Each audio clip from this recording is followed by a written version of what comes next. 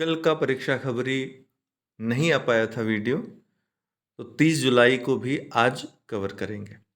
World economic outlook update IMF द्वारा जारी हुआ है। तो ये पूछता भी है प्रश्न कि वर्ल्ड इकोनॉमिक आउटलुक कौन सी संस्था रिपोर्ट जारी करती है, तो आईएमएफ। ठीक है, तो आइए क्या है इस रिपोर्ट में खास बातें देख लेते हैं। 27 जुलाई को अंतर्राष्ट्रीय मुद्रा कोष ने वित्तीय वर्ष 2021-22 के लिए भारत की जीडीपी विकास दर के पूर्वानुमान को घटाकर 9.5% कर दिया है। इससे पहले आईएमएफ ने 12.5% जीडीपी वृद्धि का अनुमान लगाया था। तो 12.5% से घटाकर कितना कर दिया है? 9.5% कर दिया है।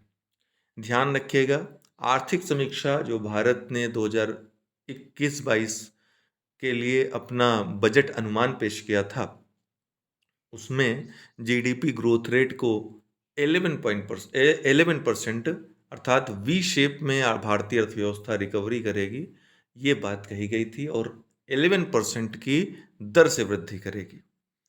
तो ये फैक्ट्स हैं जो आपके काम आ सकते हैं। अभी पूर्वानुमान जो 12.5% था, उसको घटा करके 9.5% कर दिया है आईएमएफ ने।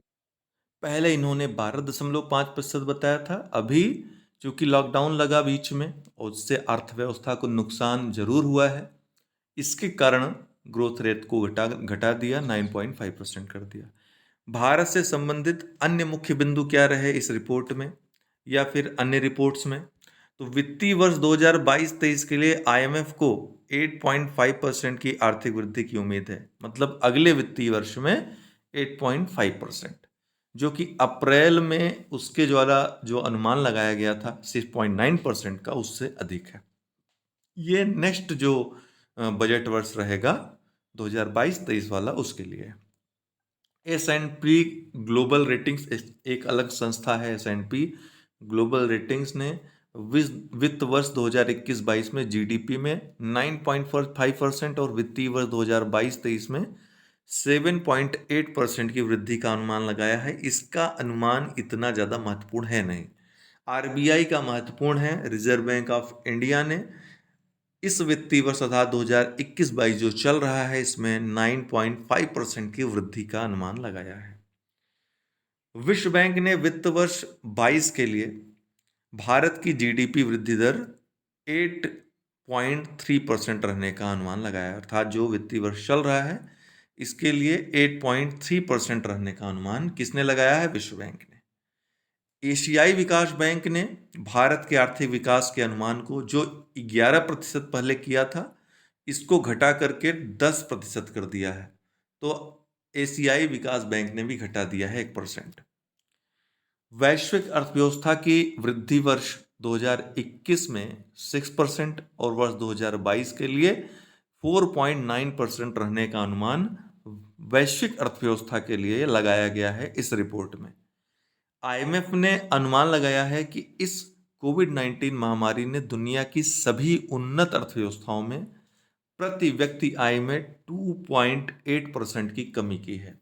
आपकी मुख्य परीक्षा में जब आप प्रभाव दिखाओगे कोविड-19 का अर्थव्यवस्था पे, मानव जीवन पर, तो यह सब फैक्ट्स आपको बहुत ज़्यादा काम आएंगे। जो लास्ट वाला फैक्ट है कि प्रति व्यक्ति आय में 2.8% की कमी दुनिया की लगभग सभी उन्नत अर्थव्यवस्थाओं में देखी गई है। अंतर्राष्ट्रीय मुद्रा कोष है क्या, जिसके बारे में आप पढ़ रहे थे? आपको पता है कि आईएमएफ और वर्ल्ड बैंक ये दोनों ब्रिटेन वुड्स सम्मेलन 1944 की उपज हैं। तो आईएमएफ एक अंतर्राष्ट्रीय वित्तीय संस्था है जो अपने सदस्य देशों की वैश्विक आर्थिक स्थिति पर नजर रखने का कार्य करती है। यह अपने सदस्य देशों को आर्थिक एवं तकनीकी सहायता प्रदान करने के साथ साथ अंतर्राष्ट्रीय विनिमय दरों को स्थिर रखने और आर्थिक विकास को सुगम बनाने में भी सहायता प्रदान करती है। आईएमएफ का मुख्यालय वाशिंगटन डीसी में है, जहां पर विश्व बैंक और उसके समूह का भी मुख्यालय है, जो 5 ग्रुप्स हैं पूरे विश्व बैंक में। तो आईएमएफ का मुख्यालय वाशिंगटन डीसी संयुक्त राज्य अमेरिका में है। आईएमएफ की विशेष मुद्रा एसडीआर कहलाती है। एक बड़ी रोचक बात है कि आईएमएफ का सदस्य बनने के बाद ही विश्व बैंक का सदस्य बना जा सकता है। मतलब विश्व बैंक का सदस्य बनने के लिए पहले आईएमएफ का सदस्य बनना अनिवार्य होता है। आईएमएफ का उद्देश्य आर्थिक स्थिरता सुनिश्चित करना, आर्थिक प्रगति को बढ़ावा देना, गरीबी को कम करना, रोजगार के नए अवसरों का सृजन करने के साथ साथ अंतर्राष्ट्रीय व्यापार को सुविधाजनक बनाना है। इसकी विशेष मुद्रा क्या कहलाती है? एसडीआर, स्पेशल ड्राइंग राइट्स इसको कहते हैं। विभिन्न देशों का विभिन्न अनुपात में यहाँ पे योगदान रहता है। शंघाई सहयोग संगठन के रक्षा मंत्रियों की बैठक अभी हाल ही में संपन्न हुई है। तो शंघाई सहयोग संगठन की रक्षा मंत्रियों की बैठक दुशांबे तजाकिस्तान में ये बैठक हुई है। बैठक को संबोधित करते हुए भारत के रक्षा मंत्री ने कहा कि अर्थात राजनाथ सिंह जी ने कहा कि भारत एक सुरक्षित और शांतिपूर्ण क्षेत्र बनाने तथा बनाए रखने में मदद करने के लिए एससीओ ढांचे के भीतर काम करने के लिए प्रतिबद्ध है। ध्यातव्य है कि 2017 में भारत और पाकिस्तान शंघाई सहयोग संगठन के सदस्य बनने इसके बाद 8 सदस्य कुल इसके हो गए। इसकी स्थापना शंघाई सहयोग संगठन की 2001 में शंघाई में रूस, चीन, किर्गिज गणराज्य या किर्गिस्तान जिसको कहते हैं, कजाकिस्तान, तजाकिस्तान और उज्बेकिस्तान के राष्ट्रपतियों द्वारा एक शिखर सम्मेलन में की गई थी। इसके पहले उज्बेकिस्तान को अगर निकाल दें तो इसमें रूस, चीन, किर्गिज, कजाकिस्तान, तजाकिस्तान इसको कुल मिला के शंघाई 5 संगठन के नाम से जाना जाता था। लेकिन 2001 में ये शंघाई सहयोग संगठन के नाम से इसका जो है फिर से इसकी उत्पत्ति हुई, इसकी स्थापना हुई, पुनर्स्थापना हुई और इसमें उज्बेकिस्तान भी शामिल हो गया। वर्तमान में इसके सदस्य देशों में कजाकिस्तान, चीन, किर्गिस्तान, रूस, तजाकिस्तान, उज्बेकिस्तान, भारत और पाकिस्तान शामिल हैं। कुल 8 देश शामिल हैं। एससीओ राष्ट्र एक साथ लगभग आधी मानव आबादी को शामिल करते हैं और यह भौगोलिक विस्तार के संदर्भ में यूरेशियन महाद्वीप के लगभग 3/5 हिस्से को कवर करता है। एससीओ, जिसे नाटो के प्रतिकार के रूप में देखा जाता है, 8 सदस्यीय आर्थिक और सुरक्षा ब्लॉक है तथा सबसे बड़े अंतर क्षेत्रीय अंतर्राष्ट्रीय संगठनों में से एक के रूप में उभरा है। भारत को वर्ष 2005 में इसका पर्यवेक्षक बनाया गया था और 2017 में भारत और पाकिस्तान एक साथ इसके स्थायी सदस्य बने। ESSDP, earth system science data portal, क्या है? केंद्रीय पृथ्वी विज्ञान मंत्रालय मंत्री डॉक्टर जितेंद्र सिंह ने MOES SESSDP earth system science data portal ये लॉन्च किया।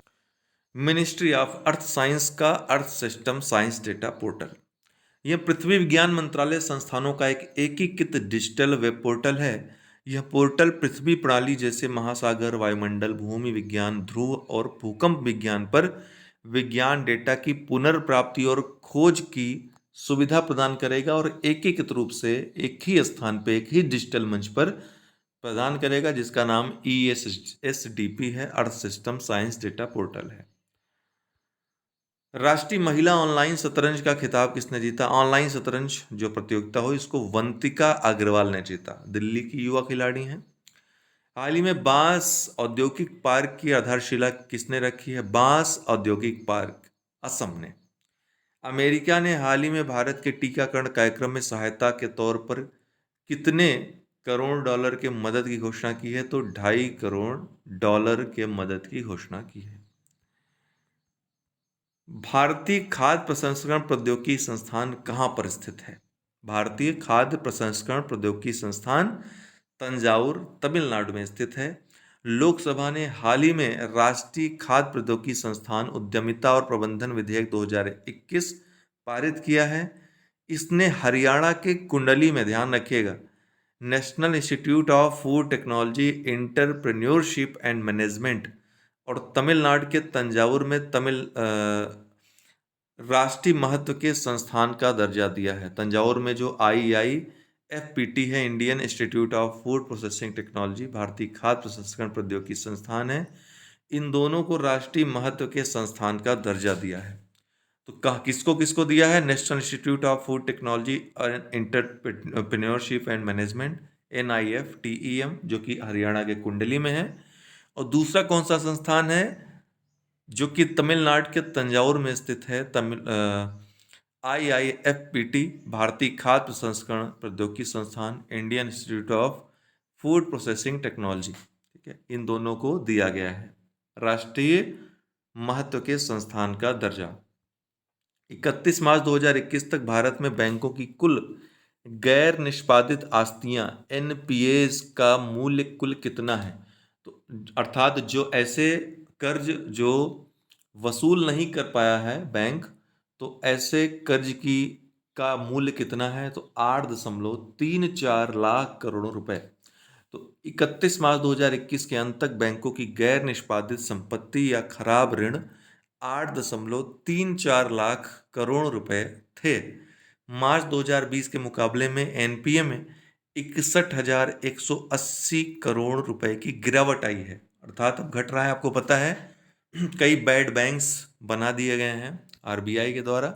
ये बैड बैंक्स का काम क्या होगा? जो बैड लोन्स हैं, जो एनपीएस हैं, इन्हीं की वसूली वो करने का काम करेंगे, ताकि बैंकों का जो बोझ था वो हल्का हो सके। नहीं तो रोज पहुंचते रहते थे बैंक वाले जो है वसूली करने के लिए, कोई कोई मार के भगा भी देता था। लेकिन बैड बैंक को इस तरह डिजाइन किया गया है कि ये जो है इनको सुविधा होगी कि ये जा करके वसूली का काम कर पाए, उनके पास केवल वही बोझ रहेगा। 2019 में यह 9,33,779 करोड़ रुपए था। अभी कितना हो गया है? 8.34 लाख करोड़ रुपए हो गया, लेकिन बहुत ज्यादा स्पीड से कवर नहीं हो रहा है।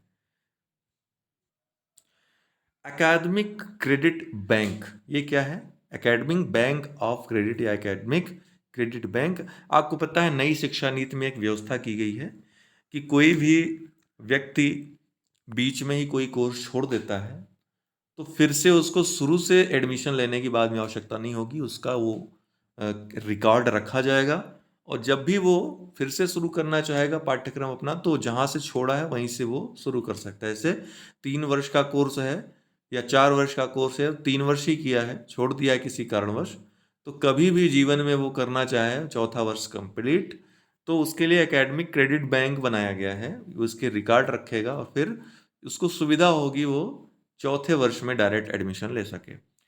तो केंद्र सरकार द्वारा शीघ्र ही राष्ट्रीय शिक्षा नीति 2020 के तहत प्रस्तावित अकादमिक क्रेडिट बैंक शुरू किया जाएगा।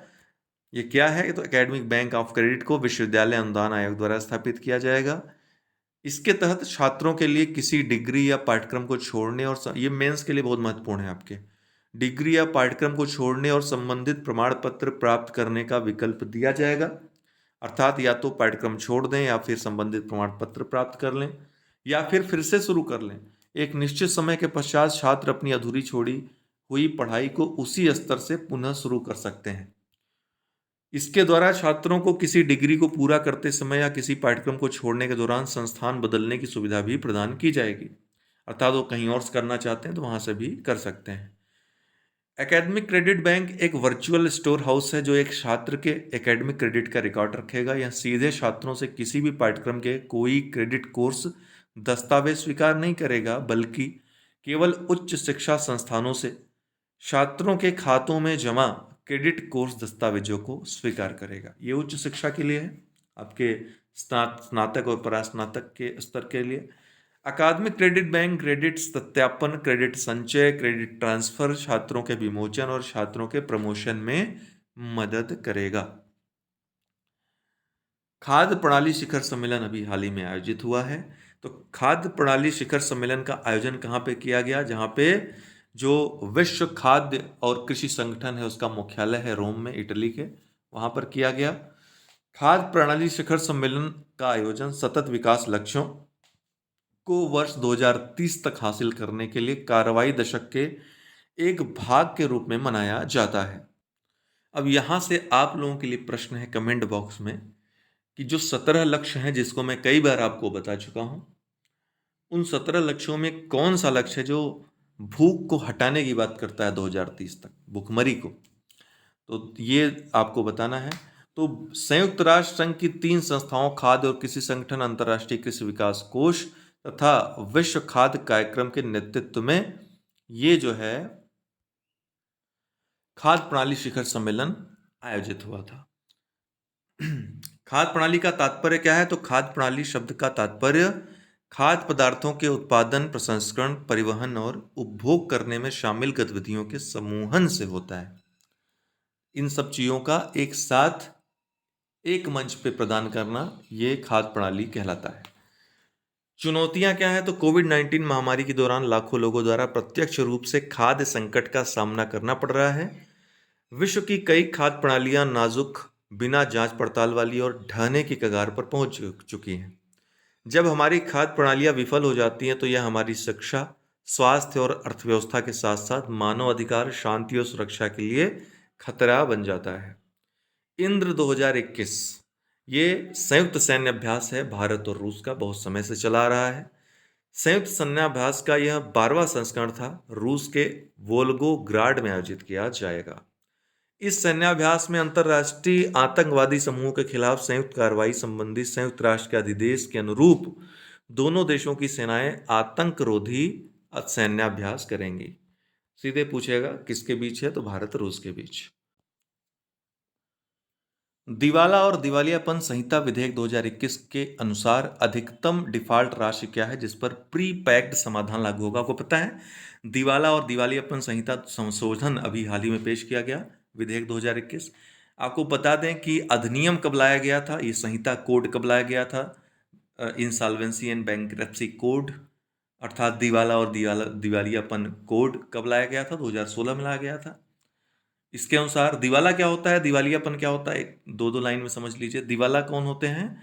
जो ऋण चुकाने में असमर्थ हो जाते हैं, कोई व्यक्ति हो, संस्था हो, संगठन हो, कोई भी हो।